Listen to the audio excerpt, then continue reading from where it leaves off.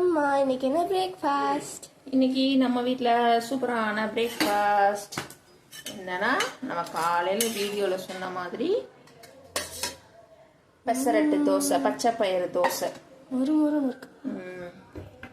ஊற்றிடலாம். இது வந்து நம்மளுக்கு ஊற்றுறதுக்கு ரொம்ப ஈஸியாக இருக்கும். ஸ்மூத்தாக இருக்கும். சரியா? இது கூட கொஞ்சமாக எண்ணெய் ஊற்றிக்கலாம். ஓகே, இது வேகட்டும். இப்போ இந்த தோசைக்கு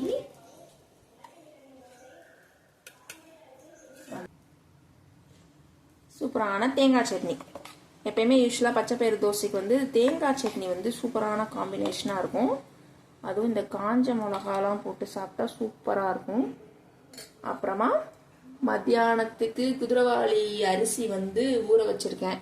இனி அதை வந்து ரெடி பண்ணணும். மத்தியானம் லஞ்சுக்கு இந்த தோசை வந்து 1 by 1 ரெடி ஆகிட்டுருக்கு. இந்த தோசை ஊற்றுறதுக்கு எடுக்கிறதுக்கெல்லாம் ரொம்ப ஈஸி. நல்லா மொறுன்னு சூப்பராக வரும். ஓகேவா? எல்லாத்தையும் அப்படியே எடுத்து ஸ்டஃப் பண்ணி வச்சுக்கிட்டே இருக்காங்க. ஸோ லஞ்ச் வீடியோவில் உங்களை பார்க்குறேன். பாய்.